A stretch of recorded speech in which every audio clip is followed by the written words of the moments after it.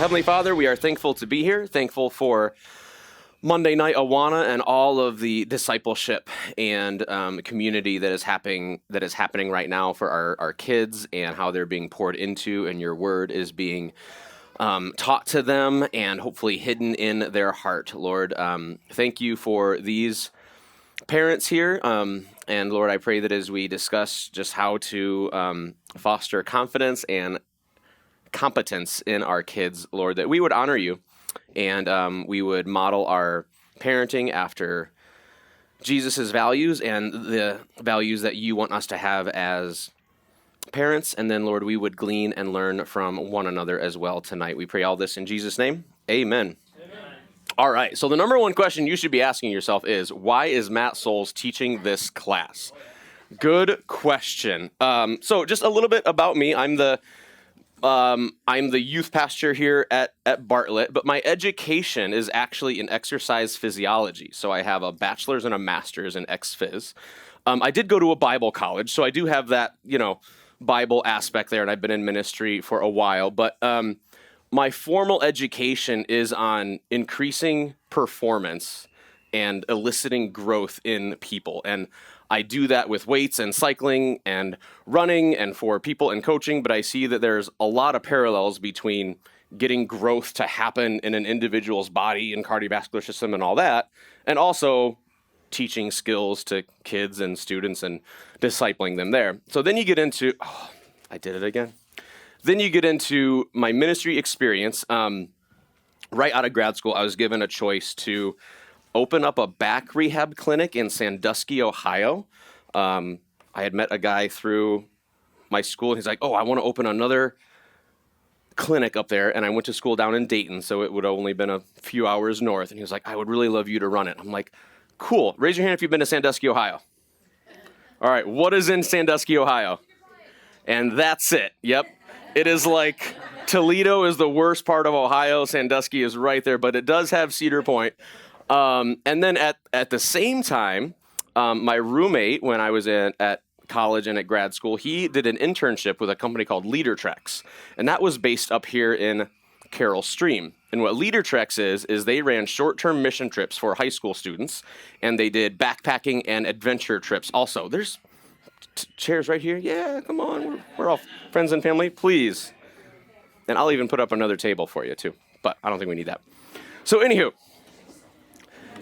And if I went to work at LeaderTrex, my first trip was going to be a mission trip to Costa Rica. We were going to go to an island, like offshore, take a boat to the island and bring running water from a well like a mile away to a village. And then if you brought the running water, the government would put a school there. So as a 22-year-old kid, maybe 24 at this point, I was kind of given the choice, like, go to Sandusky and run a back rehab clinic, or get on a boat and go to Costa Rica and run a mission trip. So, of course, I chose LeaderTrex. And I had to raise funds. That was horrible. But LeaderTrex, their whole mantra was challenging students and training them in growth and in leadership so that they can accept challenge, take risks, and just be, it was a great program, and I learned a lot of the principles that I take with me now within the mission trips and things like that. I think another reason maybe Brian asked me to do this is my house. If you've been to my house, it's kind of a playground for kids wanting to be confident and competent. There's a or there was until I cut the tree down because of storm damage, but there was a rock climbing wall going up an oak tree that I had like a belay system on, and there's zip lines and axe throwing, and there's just space for my kids to be kids, and I value giving them that type of experience as much as I can, because when I see them taking risks, I'm like, that is going to transfer to life skills. And then the catch-all is Butch Souls. So my father, his name is Butch. His real name's Glenn, but you'd never call him that twice. So if you know me, picture me without the Holy Spirit, never having left the small town in Ohio that he's from. He's an interesting guy. But I want to tell you a story about Butch Souls.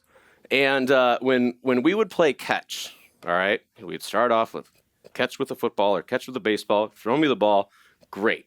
After I got pretty good at catching the ball, like as good as any kid, I wasn't like an NFL, whatever. He would say, all right, now run and get it. So I'd run and he'd throw it just out of my reach. And hands down, like every single time, if I didn't get to the ball, I'd hear, you didn't want it bad enough.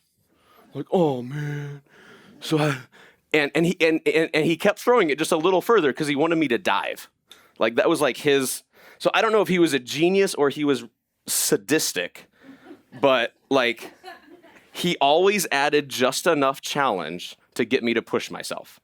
And it didn't matter what it was. It could have been baling hay. It could have been throwing the football. It could have been whatever. Like how hard he and I went with our wrestling matches. But it was always like just enough that it didn't destroy me, but I just wanted to do it just a little bit better and a little bit better and a little bit better. So that just kind of is in my DNA of challenge. And challenge is actually the most important part of what we're going to be talking about tonight. And we'll get more into challenge, but too little challenge and blank will atrophy. Atrophy means it will get weaker and less. And that's true in our muscular system, in our cardiovascular system, in our spiritual lives, in anything we do, even within work. If you're working and it's just easy and it's not a challenge, you're just not going to try and you're not going to grow. Too much challenge and blank will be damaged. Your heart would be damaged. Your body will be damaged. Your confidence will be damaged. And so, and as a dad, I relate a lot to this statement here. Challenge without preparation will exasperate our kids. And so this is kind of the foundation that we're going to. And as a father, I think I am the most guilty of exasperating my children. And I want so much from them. I expect so much from them. And I don't want them to think I could never be right in dad's eyes. And so I want to really, like, don't hear from me, you must challenge everything. Yeah, but it's with grace and it's with, like, intimate knowledge of the exact amount of challenge that your kids need. And so it's a little bit different than this. I want to show you a clip here from John Wayne. This is Hondo.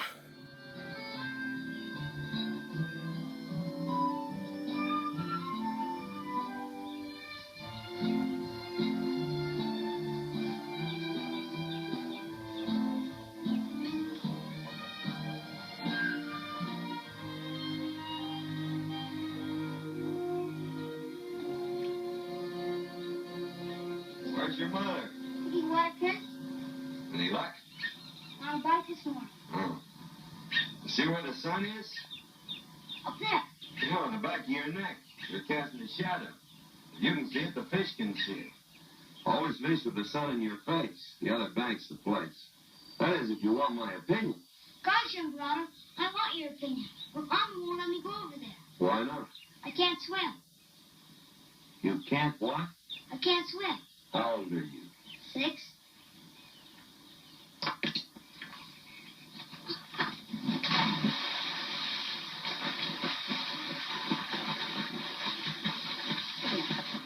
Help him, he can't swim. Let me learn. Everybody should swim. Just reach out in front of you and grab a handful of water. Pull it back towards you. Not too fast. That's what I learned.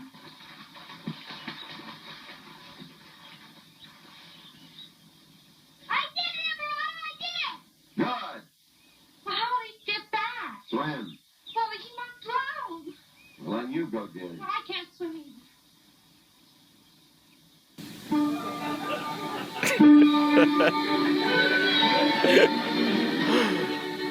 I like that.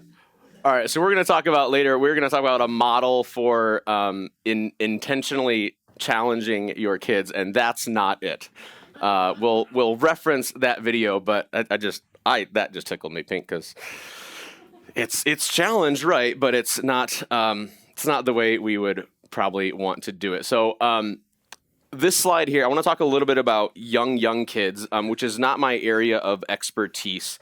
And so the way we think about kids of these age in the 2s and 3s, the 4s and 5s, and then elementary school are kind of these questions here within Village Kids. So 2s and 3 asking, so what they're asking is it okay to be me? Exercising the ability to do things on their own and find themselves successful. So what are some things within 2s and 3s that they're learning to do on their own?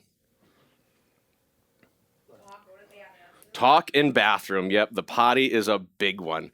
And so it's as soon as Madison was able to walk, I was like, you can take that diaper into the kitchen and you deal with that, honey. You just go deal with that. So one of like my values was you can deal with your own poop. And so this is where as parents, we model, we teach, and then we let them do it on their own, and we let them struggle a little bit, and we'll get into the struggles later. 4s and 5s, is it okay for me to act? So they have the ability to initiate task and to make plans. This is where kids start thinking, oh, I might have a friend over, or oh, I'm going to go do this. So they make plans to do those things. And then within the elementary, can I make it in the world of people and things? Am I competent to do what I want to do and to try new things? And I have a website down here, and this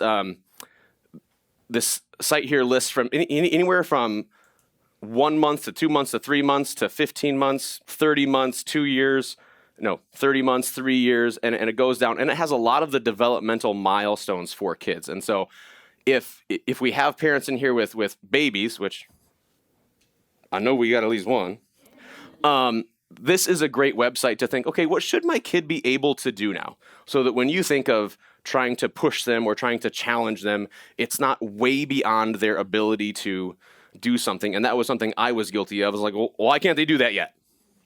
I just didn't understand that, well, developmentally, they're probably not there. And so as opposed to kind of reading this website off to us and thinking what these kids can do, this is a great resource.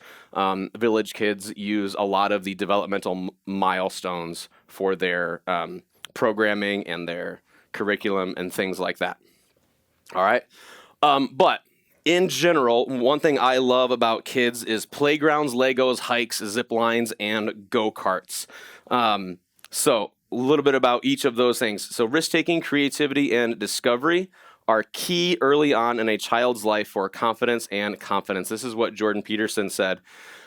He said, kids need playgrounds dangerous enough to remain challenging. People, including children, who are people too after all, don't seek to minimize risk, they seek to optimize it.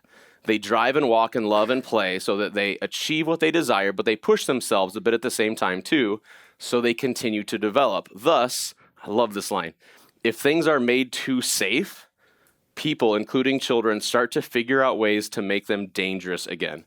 Who has seen their kid make something that you've tried to safeguard or that should be completely safe and they've made it dangerous?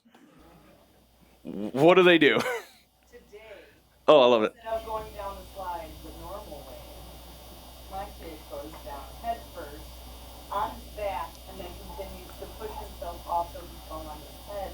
So not even belly first where he can see, just he's going blind down the slide. Going blind, face up to the sky, laughing, and then pushes himself off so he falls on his head and does it like 5 times and like whatever. Oh, that's so great. That's so great. Any other examples? Today we started potty training, so it was poops all over. Like that. My best advice for anything smelly, Vicks Vapor Rub. I keep a jar of that by my bed, not because I need to breathe, but because if I hear a or a I'm getting sick, daddy, I go. I take care of the mess. Lauren takes care of the kid. Like gloves and Vicks. So that's a Matt Souls life hack for you. I learned it on the track team when the bus just smelled really bad, and our athletic trainer was like, "Guys, we all need this." So we did that. So just some Legos, dollhouse type things that foster creativity, that their imagination can run wild. And I will admit this on camera, I love Minecraft now. At first, I hated it. Like, I saw Minecraft and I thought, who would play a video game with graphics worse than the Super Nintendo that I had as a kid, right?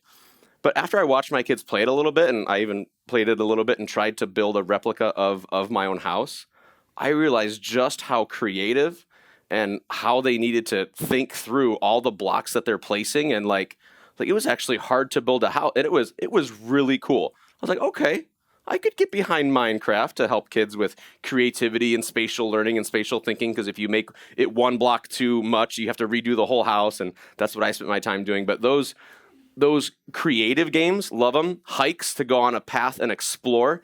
And I also think it's good for kids to have tired legs. It's good for children to be like, oh, this is uncomfortable, but I can keep going as long as it's a hike that's good. Zip lines or any type of challenge course type thing. It's good to not let fear stop or control you.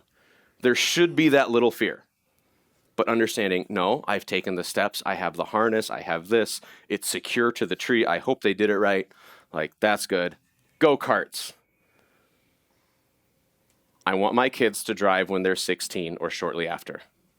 So to give them opportunities to be comfortable behind a wheel or a four-wheeler or something like that, I think giving them those type of experiences is really, really valuable. I talked to Chuck Fisher about this, and he said it backfired on him because one of his daughters is, he says, just way too confident on the road. Because he was like, oh, you're a great driver. Now she thinks as a 16-year-old, well, Dad said I'm a great driver of the go-kart. So, you have to hedge your bets a little bit, maybe a couple wrecks that they can live through, but be like, hey, you still have to have a little bit of fear with it. But letting kids play and explore. So now let's get to model for intentional growth, which is we're going to spend a lot of our time here. So if we want to intentionally develop skills and characteristics in confidence and in competence, I think we have to think through, okay, how do we do it besides just go play and take risks? Because that's good for littles. That's good for small kids. But as we were thinking, okay, where does my child need to have confidence? What types of activities do I want to build them up in, or where do they need to grow? We need to start assigning, all right, I want to teach them this. And so the model looks like this. It's teach or model the skill.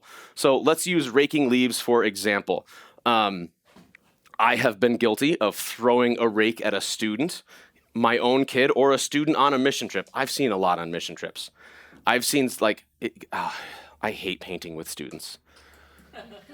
It is so mind-numbingly frustrating. I've seen students dip the entire paintbrush in the paint jar.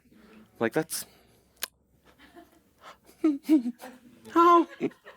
But I've just thrown a rake to a student and said, let's rake leaves. And then with that same hand that they catch the rake in, they're dragging it like this. And I'm like, okay, we need to stop. So let's take raking leaves. Teach or model the behavior. This is how you hold the rake. This is how we're going to do it. This is where I want the pile. There you go. Now, give them a chance to do it on their own.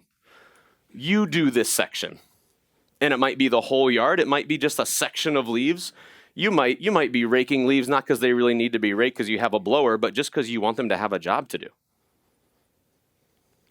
So it's the behavior learned, the behavior experienced, and then the behavior challenged. And this is where the growth happens, or where you're starting to see, okay, where can I challenge this behavior? And with raking, I know what it's going to be every time, and I love to use it as a life lesson. If you've seen a kid or a student rake, there's not a lot of pressure down on the rake, right? It's like gliding across the grass and leaving a lot of leaves behind, and leaves don't go very far. There's not that intentional flick at the end. And so I say, hey, I'll just use Weston because I'm teaching Weston a lot these days. I say, buddy, rakes don't respond to gentleness. Force needs to be applied. There are certain things in life where it just doesn't respond without a decent bit of effort. So I'm like, okay, make your face look like this and grip it like this. And now do it with intensity. I'm like, oh, okay. And so then we start to flick the leaves and fling the leaves, and we see the results. And so just adding that little bit of challenge of, okay, how far do you think you can get the leaves, or can you leave any behind? It's just teaching them or adding something to it step by step, and then evaluate their success or failure. And it's not like, oh, I'd like to sit down and assign you a percentage. Now, Madison, she's our oldest. She always wants a grade. Dad, I did a cartwheel. 9 out of... I have to score it between 0 and 10 every time. I've never given her a 10. I just can't. I don't know what it is about me. I say, honey, it's not perfect. She goes, Dad, that was great. I said, it was very good. But perfect? I don't know, baby Grace. So I'm not saying we give a grade on raking, but hey, bud, you did a good job. Next time, I think we can try this. I think next time we might be able to try a bigger pile, or we might be able to try this or this. Or do you want to use the leaf blower next time? And they're like, yes, I want to use said tool. But just talking through it. And I think as I think of how Jesus ministered to his disciples. You know, we see Jesus modeling something, doing it with the disciples, sending them out, and then talking about it. But I think the best example of this is Jesus and Peter. So Jesus and Peter, at the end of Jesus' life, they were at the supper, right? And Peter says, Lord, there's no way. I will go to the end for you. And Jesus is like, yeah, you're not going to do that. And Jesus was at the garden praying, and he gave Peter he taught him, he modeled, and he said, Peter, okay, this is your chance. And then there was the experience. So Jesus came to be arrested, and Peter was like, this is my chance to live for Jesus. Pulls out his sword, goes for the head, cuts the ear off. Jesus is like, no, this is not what we do. So there's failure number 1 for Peter. And then actually 3 people, ask Peter, hey, do you know this guy Jesus? And he denies him 3 times. Jesus looks at him, he weeps bitterly, and then Peter goes back. He goes back to fishing. He goes back to just being by himself. He's like, I don't know what to do. And Jesus came to him. And of all the conversations that aren't recorded within Scripture, I would love to hear the conversation between Jesus and Peter between the time Peter got to the campfire and when John met him. Because after John came to meet him, then we have a record of what Jesus and Peter talked about. Where do you love me more than these? But just that, I don't know how long it took John to get the boats back with the fish. But I have to think Jesus was saying, Peter, like Psalm 103 said, God is mindful that we are but dust. And I have to think Jesus was saying, like, I didn't expect you to be perfect. I knew this would happen. What can we learn from this? Like, that must have been the greatest debrief in all of history. And so when I say evaluated, I think maybe the term debrief is good, but I love how Jesus does it, and I love how he is mindful that we are but dust. And so let's talk about this model, and let's go in on challenge and failure. All right, so I said we'd come back to challenge. When we talk about, now this could be for lifting weights and running, every time you want to add about 5 to 10%, so that can be growth. It's the same with skills in students. You want to challenge someone about 5 to 10% beyond what you think they can do. Not too much, because who wants a project you know absolutely you're going to fail at? Or just way beyond your capabilities? I get disheartened. I'm like, no, that's pointless. You want me to do what with that? No. Some of you are like, yeah, my boss is like that. It's not very encouraging. And with this, so I had my notes to talk about rock climbing. So the 5 to 10% rule doesn't mean, so who here has watched their kid on a rock wall? Like try to climb a rock wall. Okay. I've been in this boat. The kid gets up about 10 feet. I want to go down. You know, no, buddy. This is the 5 to 10% rule. Just one more hold. And they get to the one more hold, and then what do we say? Do we say, good job, let's come on down? That's what we should say. We should say, hey, great job. Celebrate the win of the one more hold. Get them down. The next day they can try it again. All right? And then maybe they can get one more hold after that. But what do? One more. No, yeah, you got to that one. It's just one more. It's just another 3 feet.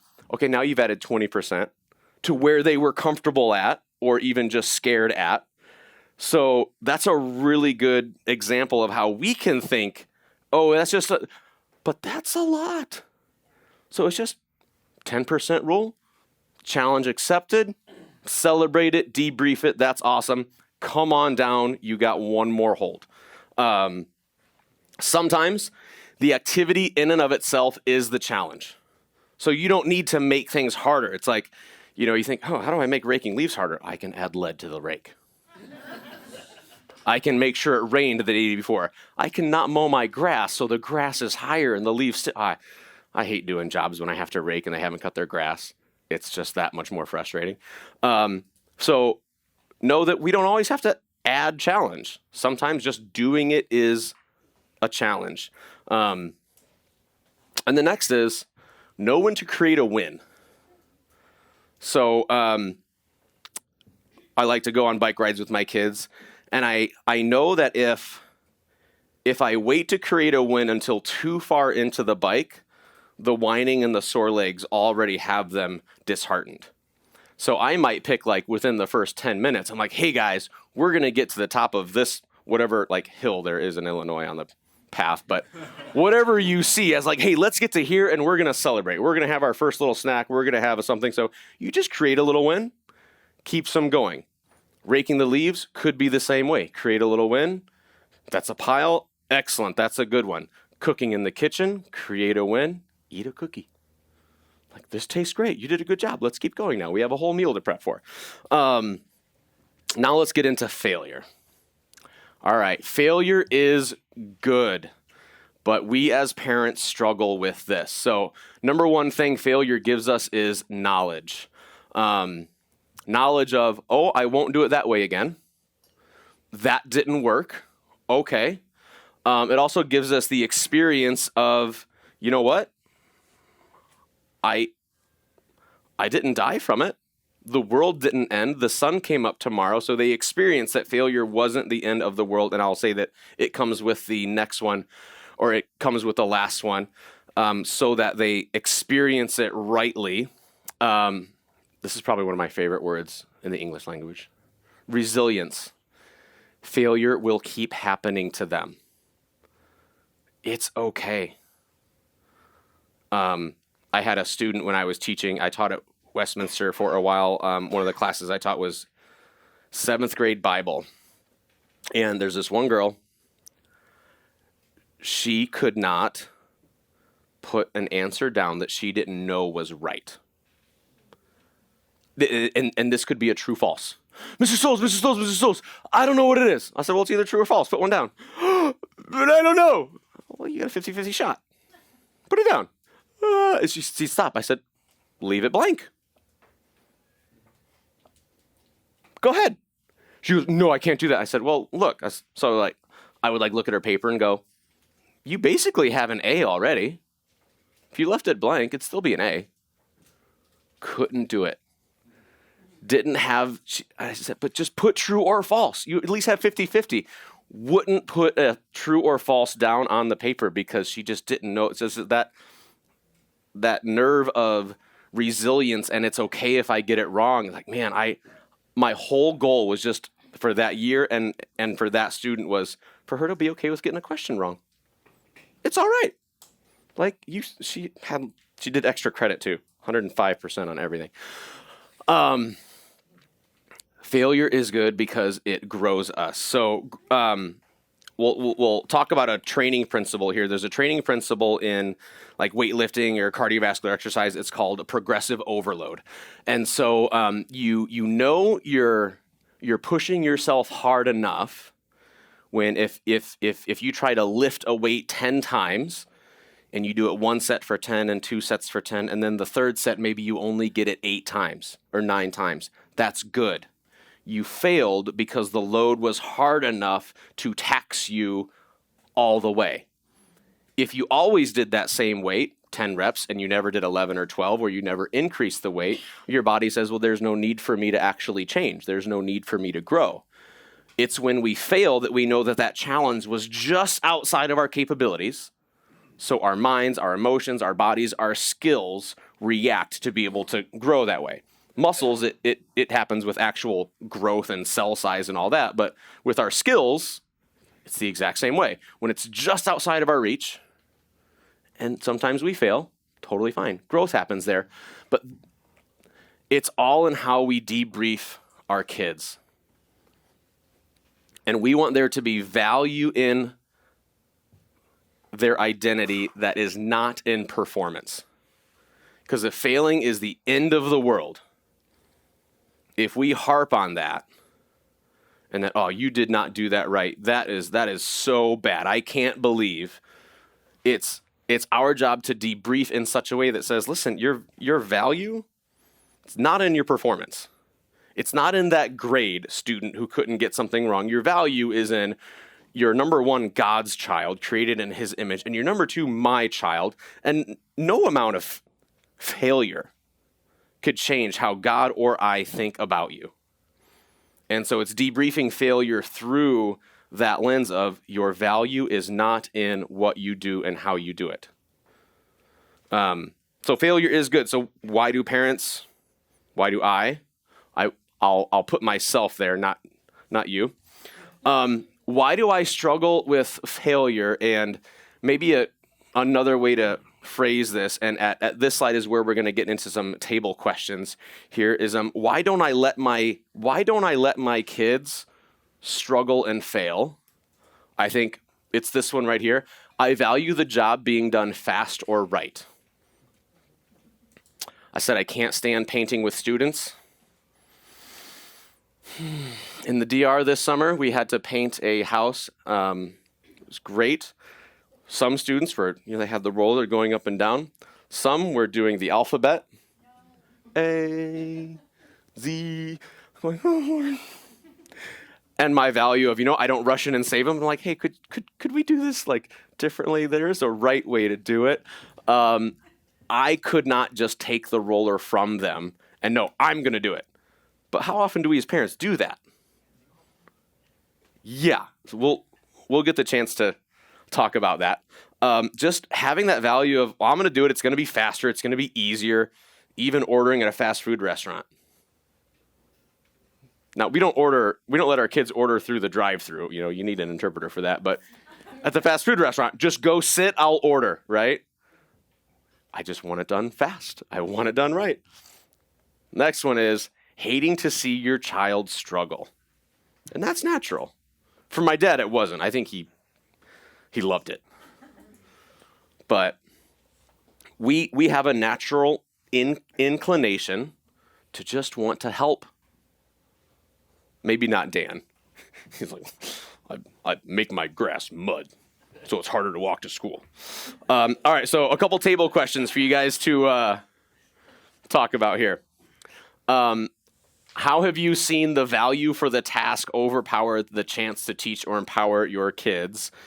And then how have you come in and saved your children from struggling instead of using that to foster growth? And so you guys can turn to each other, share some stories, share some wins, share some losses. And when I hear you guys talking about your fantasy football league, then I'll know that you've moved on in the topic. Yeah, you smile. All right, so from the stage, I want to point out a few things that I heard. I was able to hear a few voices a little more than others, but some insights, and I'll ask you to share some insights, too, of what you learned from your tables. But I heard Liam say the quote, which I would love to remember this. I used to think natural consequences were enough. And Liam told the story of, like, well, if you don't clean up your toys, then you can't do anything else.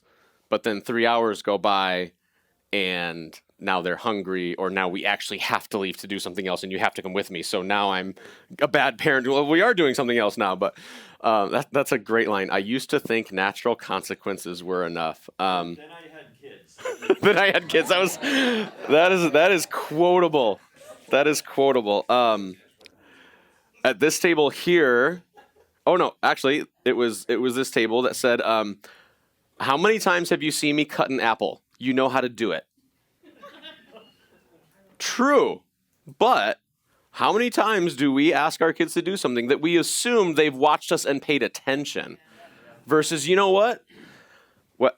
And again, I always use Weston, because if I ask Weston to do something, he does not think he can. It's an explosion. So, buddy, I'm going to show you how to do it, and then you're going to finish it. Or, okay, we're like, we need to make sure that we teach and model, because it goes back to that: first we model, then we give them a chance to experience it, then there's challenge, then we debrief. And so did I actually teach them, or did I assume they were watching? And then in this table here, what's your name? With the, like, we're twins? Ian. Nice to meet you, Ian. We are kind of brothers from another mother.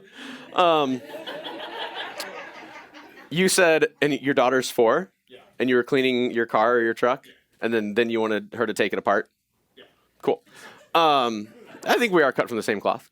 But what I like about that is she's 4 and she's spending time with you, watching you do something productive, watching you do something that even that, I think, instills in our kids, like, oh, my parents can do things. And they're not being damaged from doing things. It's fun to do it with them. Like, washing a car is fun to do with kids. And it's a skill that they're going to need to know how to do later. And I would say washing a car is fun with kids if you don't really care how clean your car is. I don't drive nice things, so they could wash it with dirt. I don't care. But just, that was a point that I wanted to bring up with these young kids, of just having them be with you while you're doing stuff is really, really key to them saying, oh, I like this. Dad's having fun. Mom's having fun. This is good. The kitchen is fun. The yard is fun. Whatever. What else did you guys learn from one another? Ooh, I'm gonna steal one of yours too. Any insights into how we maybe rush in and save, or we don't give the opportunity to, because we value that task just being done, that we don't kind of let them do it? I feel like it's just not making the time, like we were talking about. Just make the time to make it happen. It's like I mean, I don't even consider it to be like that busy. But still, it's like, okay, we gotta get to bed, so we gotta make dinner, and then it's like, Yeah. food in that, or like she was saying, tying shoes, or getting your shoes on before you leave, and not just being like, Yeah. like making the space for them to have the time, and you have to make the time for them to grow or teach them or whatever. Yeah, I would totally agree and say not everything needs to be a lesson, right? Like, we have to pick and choose our battles. Right. Like, oh, another sermon from Dad about, why the natural consequences didn't let my, like, I would think that too. If your room is so dirty that you can't find things, you would want to find the things, or you never have clothes in the morning. But not everything needs to be a lesson. Like, doing the dishes might be something that you want to teach them, but you teach it on Wednesday nights. Wednesday night is kid dish night, right? It doesn't need to be Monday through Friday. It could be just Wednesday is kid dish night, and we are using this as, okay, we are going to do the dishes together, something like that. All right, so next we're going to have some more table time. And so the question is competence and confidence at home. So just let's get into what are some ways we can, because again, not everything needs to be a lesson. Not everything needs to be a struggle. And there can be things where you're like, you know what, this is something that I'm going to do with my kids because I want to teach them resilience, or because I want to teach them perseverance, because I want to have them be creative, because I think this skill would really come in handy when it comes time to make lunches every morning of your day when you're parents of kids that go to school. And so I have this video. I hope it will work. This is one of my favorite videos of my kids helping something. And I think this kind of illustrates like that balance of I could do it a lot faster myself, but it's not about the task at this point. It's about them doing it. So let's see if this will play. Maybe let's do this side. You can do it, Weston.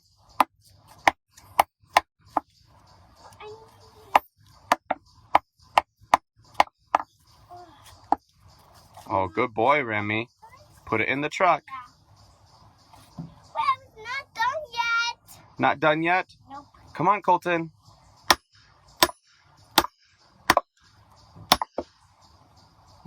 Weston, step back.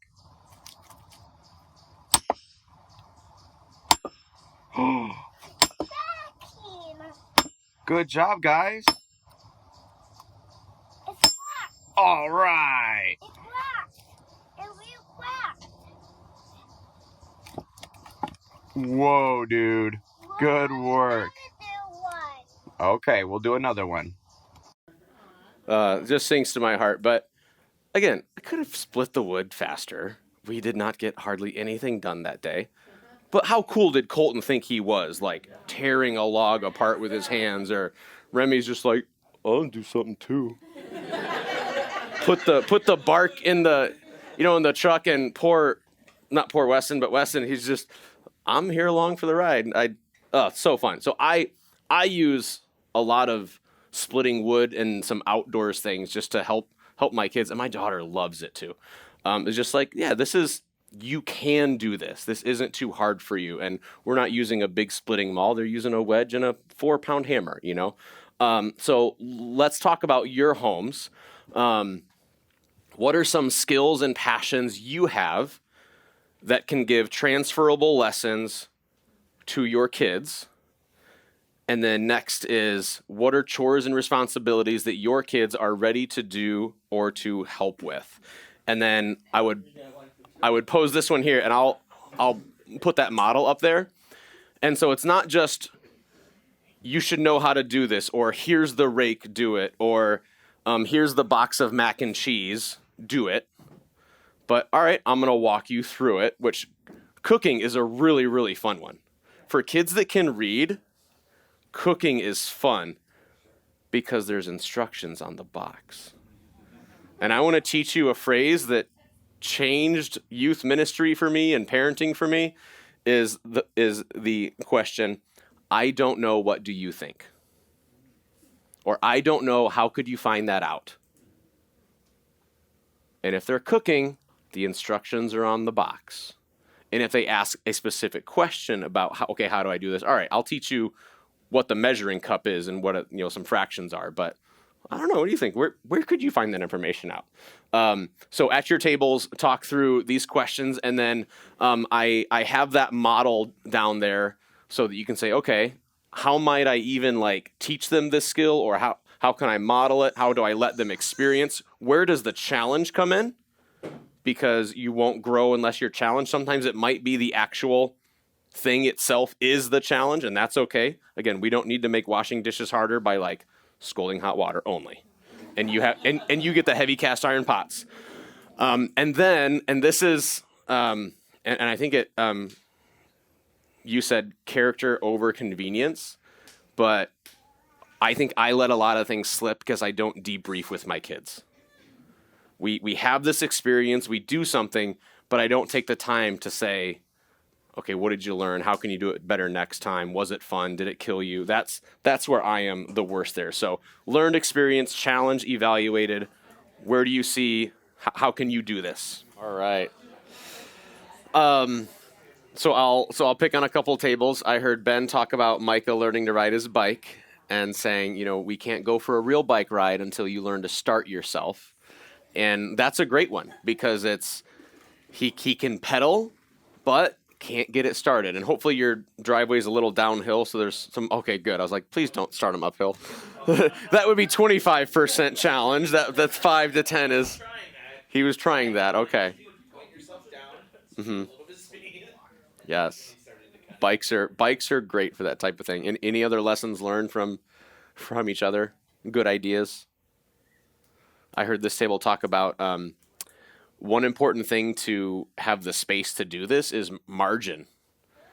If your days are cram-packed and you just don't literally have the time to take more time to do something, and again, it's not more time to do everything. Yeah. It's just you're going to pick, oh, hey, this is a good idea for you to do. That margin of, oh, we have the time for this to take longer. And I heard this table say that if you want them to do the dishes, maybe start with just do the plates. Plates are the easiest. Wipe. Okay, and then we can take care of the forks and the knives and the silverware. So maybe that's that 10 to 15% more. One thing I wanted to add about the debrief is as your kids get older, maybe 5th or 6th grade on up, debriefing is an art, and younger kids need to be told or taught, but you might want to debrief or evaluate something they did, and you already know what you want to say, right? Who has gone into a conversation? This is exactly what I'm going to say. But giving them ownership of letting them say it first, and then you teach on it. Because you know they're going to bring it up. like every team building challenge we ever do. So we do team building challenges at youth group. I might have them build some sort of a bridge that they have to get their team across, and it blows up every 2 minutes. So they have to like think and work together. And one of the lessons always is there has to be leadership. You have to follow the voice of one leader for your team to be on the same page. Don't care who that leader is. And then, okay, how do you, so I say, guys, what did you learn from this?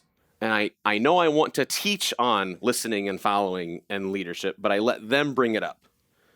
Yes, how did you see that? And so you debrief with questions until it's kind of your turn to talk and teach.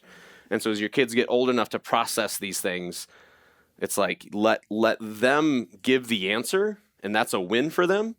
And then you can teach further on. All right. Competence and confidence outside the home. Some things that are good. Drop-off events like extracurricular activities, sports and plays and musicals, and plug for student ministries. Things where your kids are ready just to be dropped off. That's big. And you might know your kid might need to be walked into the building, and then you drop them off. Your kid might need you to park a block away and do that. Like, again, that's you and you not wanting to push them beyond what they are able. But drop-off events are big. Retreats, camps, and mission trips. Taking your family to a family camp, going on an adventure vacation, something like that. One thing I love about camps is archery. My daughter got into archery this year at her camp, and she's brought it home. And I know your girls and your kids did it too, Lewis's and Fuelings.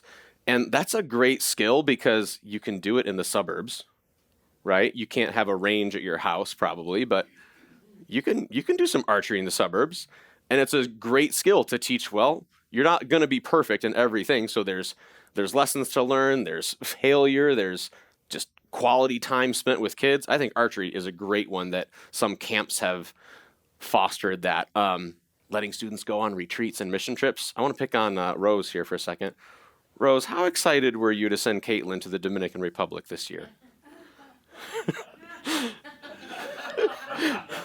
So we had a parent meeting, and it actually worked out well. We had a parent meeting for all of the students as they had questions of students going either to the Crandon mission trip or to the Dominican mission trip, and Rose and her husband stayed after for quite a while asking questions, and they were good questions, but I could sense that fear, right? That's a big deal to let your daughter go overseas with me. You know, I'd lived there before and been there, but still. And by the way, I will say I take far more risks with myself than I do with any student. But I kind of wanted to ask you, like, during this, like, what kind of pushed you? What benefits did you see from it? From her going on the trip? Yeah. Or what were some of the, conversations like what was the tipping point for letting her go? And then did you? I think, she's always been self-starting, jumps in and everything, and this was one where she was adamant on going, and I just had to put the brakes on a little bit, and I'm like, well, let's find out some more information on it, and she's like, it's going to be really good, Mom, and so that was it. Talking to you was helpful, but she was 100% in. That's what I knew. Okay. Yeah. I'd say she was a rock star on that trip too. Like, I am very glad she went. She made good friends. Her peers got to speak into her.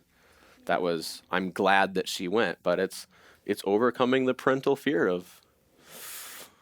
And Dan, you said, my job is to get you out of the house. I heard you say that to your group. Like, we let them go. Letting your kids order at restaurants and speak to servers. Do that. Go up to get your ketchup. You can do this. I heard this table here talk about, you have one that's potty training, right? Yeah.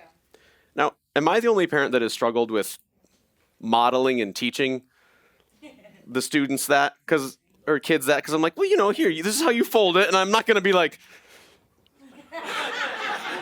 and I thought about that. I thought through that, like, no, I saw a video the other day. A dad had tied 2 balloons on his pants and taught how, and I thought, that was genius. To teach him how to wipe.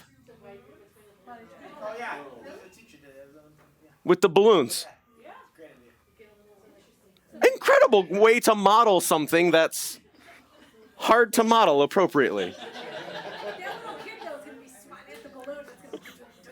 And I think all of these, especially the extracurricular activities one with sports and plays and musicals and things like that, one key element is they need to have the opportunity to succeed and fail based on their own effort. And that's big with kids and students, is that we don't become the lawnmower parents that pave the way for them so they can't not fail. We don't become the helicopter. Yeah, Jane, you're gonna have to help me with that. Can't, so they must. Or the helicopter parents that tries to minimize all risk and say, oh, if you do fail, it's not gonna hurt. Like, failure needs to hurt sometimes. And we need to be there when it goes really well and offer the praise. And I think we need to debrief things when it goes well, but we need to be there when it doesn't go well to offer the debrief of, especially like I said, one of the biggest things that failure teaches you is your value is not in your performance. Your identity is in you're a child of God and you're my child. And that debrief after something doesn't go well is really, really key. But it just has to be, there has to be things in their lives where it's on them if it doesn't go well. And it's okay. My student can just put true or false and guess, or leave it blank.